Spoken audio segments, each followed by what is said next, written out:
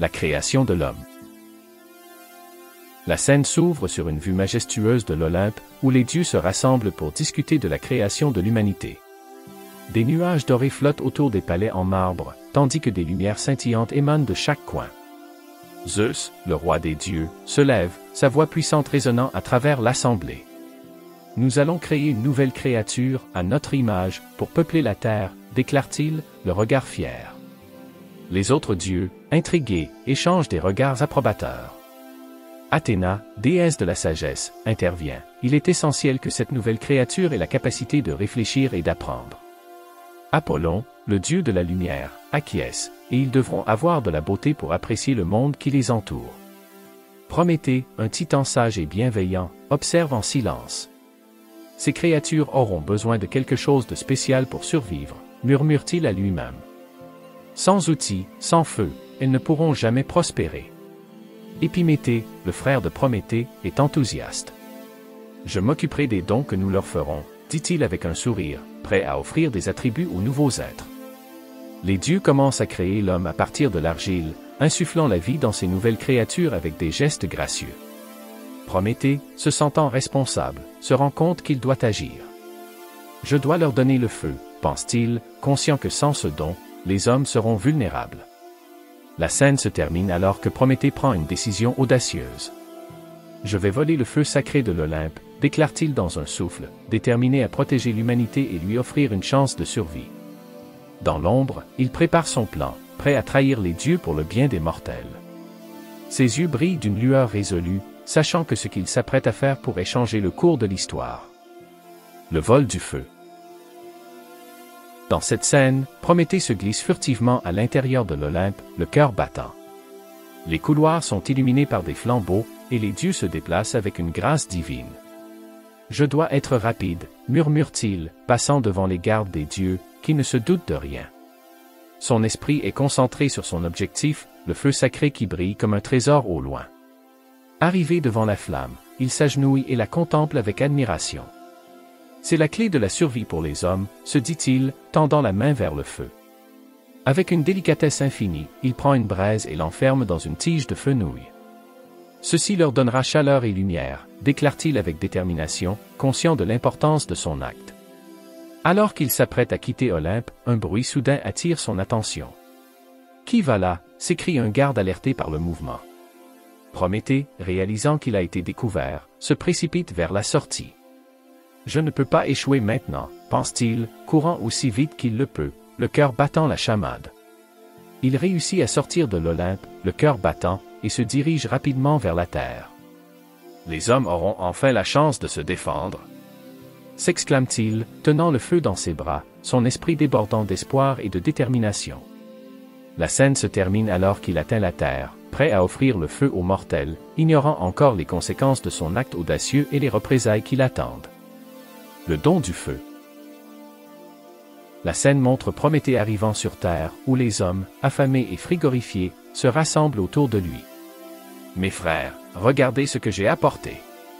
s'exclame-t-il, levant la tige de fenouil enflammée. Les yeux des mortels s'illuminent d'émerveillement et d'espoir, leur regard fixé sur la flamme. « Qu'est-ce que c'est » demande l'un d'eux, s'approchant avec prudence, intrigué par la lumière éclatante. Prométhée encourage les hommes. C'est le feu, un cadeau des dieux. Avec cela, vous pourrez cuisiner, vous réchauffer et vous défendre. Les hommes, fascinés, tendent leurs mains vers la flamme, désireux de ressentir sa chaleur. Alors que le feu est transmis de main en main, des cris de joie résonnent. « Nous avons du feu !» s'écrie-t-il, dansant autour de la flamme avec une énergie renouvelée. Prométhée les observe avec fierté, un sourire illuminant son visage en voyant l'impact de son don. Ils sont enfin libres, pense-t-il, conscient que son acte de rébellion a changé le destin de l'humanité pour toujours. Cependant, dans les cieux, Zeus remarque le changement. Prométhée a volé le feu, rugit-il, sa colère grondant comme un orage. Il devra en payer le prix. La scène se termine alors que Prométhée, ignorant la colère de Zeus qui gronde au-dessus de lui, célèbre avec les mortels qui lui sont reconnaissants, inconscient de la tempête qui se profile à l'horizon. La colère de Zeus. La scène s'ouvre sur l'Olympe, où Zeus rassemble les autres dieux pour discuter de la trahison de Prométhée. Le ciel est sombre, et des éclairs illuminent le visage en colère de Zeus. Il a osé défier mon autorité en volant le feu, déclare-t-il, sa voix pleine de rage. Les autres dieux, inquiets, échangent des regards alarmés. Héra, la déesse du mariage, s'approche avec précaution. Avisons-nous de le punir sévèrement, suggère-t-elle, ses yeux fixant Zeus. Il a mis en danger l'ordre divin. Zeus acquiesce, réfléchissant à la manière de faire payer Prométhée. Il faut qu'il subisse les conséquences de ses actes, dit-il avec détermination, sa voix résonnant comme un coup de tonnerre. Zeus décide d'envoyer un messager, Hermès, pour avertir Prométhée de son courroux. Il doit comprendre que la rébellion n'est pas tolérée, déclare-t-il, tandis qu'Hermès, avec une rapidité divine, s'élance vers la terre. Pendant ce temps, Prométhée continue de célébrer avec les mortels, insouciant des dangers qui s'annoncent. La scène se termine alors que Zeus, avec une expression sévère, ordonne à ses alliés de préparer une punition pour Prométhée. La colère des dieux se fait sentir dans l'air, et des éclairs continuent de frapper l'Olympe, signalant l'imminence de la colère divine. La punition de Prométhée. Dans cette scène, Zeus, furieux, décide de punir Prométhée pour son acte de rébellion. Il sera emprisonné pour l'éternité, déclare-t-il avec autorité, et il ordonne à Héphaïsto, le dieu des forges, de forger des chaînes indestructibles. Il doit ressentir la douleur de sa trahison. Prométhée, ignorant le danger qui l'attend, continue de parler aux mortels, leur enseignant comment utiliser le feu. Tout à coup, un éclair déchire le ciel, et les chaînes de fer apparaissent devant lui. Prométhée, tu es convoqué. Ta trahison ne restera pas impunie. Tonne une voix. Les mortels, terrifiés, s'éloignent en voyant les gardiens de Zeus approcher. Non, je ne suis pas un traître, s'exclame Prométhée, mais il est rapidement capturé. Les chaînes l'entravent et le tirent vers l'Olympe. Je fais cela pour le bien de l'humanité, crie-t-il, mais sa voix se perd dans le vent. La scène se termine alors que Prométhée est emmené, son regard désespéré se posant sur les mortels qui se battent pour leur survie. J'espère que vous utiliserez ce feu à bon escient, murmure-t-il, alors qu'il disparaît dans les nuages sombres, conscient que son sacrifice pourrait avoir des répercussions bien plus larges. L'enfermement dans la montagne. La scène montre Prométhée emprisonné sur une montagne isolée, attaché à un rocher. C'est ici que je paierai le prix de ma trahison, murmure-t-il, le regard perdu dans l'horizon. Chaque jour, un aigle vient dévorer son foie, qui repose chaque nuit, une torture sans fin. Prométhée endure cette souffrance avec dignité, sa détermination intacte. Je ne regrette rien, se dit-il, son esprit vagabondant vers les visages des mortels qu'il a aidés. J'ai donné aux mortels la possibilité de vivre. Lui-même, bien qu'affaibli, reste fier de son acte. Les jours se transforment en semaines, et la douleur devient une partie intégrante de son existence. Un jour, alors qu'il souffre, il entend une voix familière dans le vent. « Prométhée, je viens te libérer, » dit une nymphe, s'approchant de lui avec douceur. Les mortels se battent pour te sauver. Prométhée, touché par son soutien, répond, « Je suis prisonnier, mais mon esprit est libre. » Ils doivent continuer à se battre pour leur liberté. La nymphe, déterminée, lui promet de ne pas abandonner. « Je reviendrai avec de l'aide, » dit-elle, avant de disparaître dans les ombres. La scène se termine alors que Prométhée regarde l'horizon, déterminé à ne pas abandonner l'humanité. « Je ferai tout pour les aider, même de loin, » murmure-t-il, son esprit brûlant d'espoir malgré sa douleur.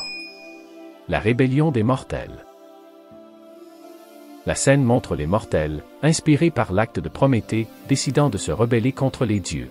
« Nous ne pouvons pas laisser la peur nous contrôler, » déclare un homme, levant le feu que Prométhée leur a donné. « Nous devons nous battre pour notre liberté. » Les autres acquiescent, galvanisés par sa détermination. Les mortels se rassemblent, brandissant des torches et des outils qu'ils ont créés grâce au feu. « Pour Prométhée !» crient-ils, déterminés à prouver qu'ils ne sont pas faibles.